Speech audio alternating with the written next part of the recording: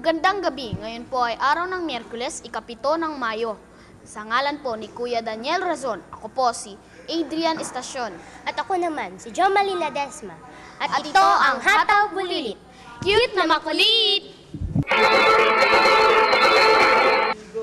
Naging matagumpay ang ginanap na pinakaunang Fun at the Beach dito sa distrito ng Northeastern Mindanao. Ito ay dinaluhan ng mga kapatid sa distrito na kung saan nagkaroon ng bonding at kasiyahan ang mga kapatid dahil sa mga games na ngayon lang nila naranasan.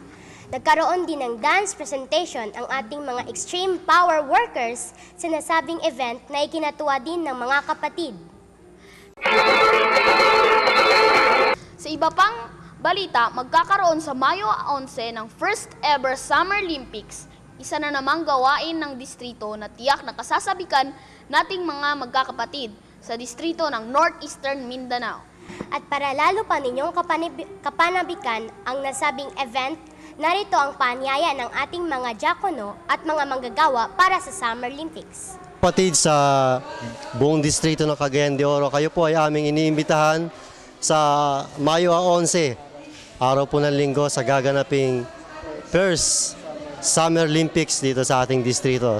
Sama-sama po tayong lahat mga kapatid. Extreme power!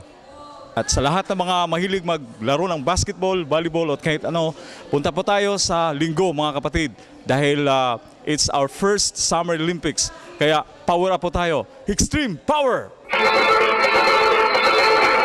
Ayan, sino ba namang hindi gaganahan sa mga sinabi sa atin ng mga nangangasiwa sa ating distrito? Kaya mga kapatid, kita-kita tayo sa linggo kung loloobin ng Diyos. At sa susunod na linggo naman, mga kasangbahay ay gaganapin natin ang First Love. At yan po ang mga hataw balita sa ating distrito. Antabayanan ninyo ang mga susunod pa nating mga hataw balita sa susunod na pagkakatipon.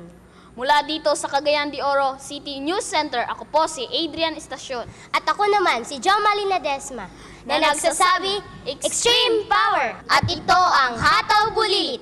Cute na makulit!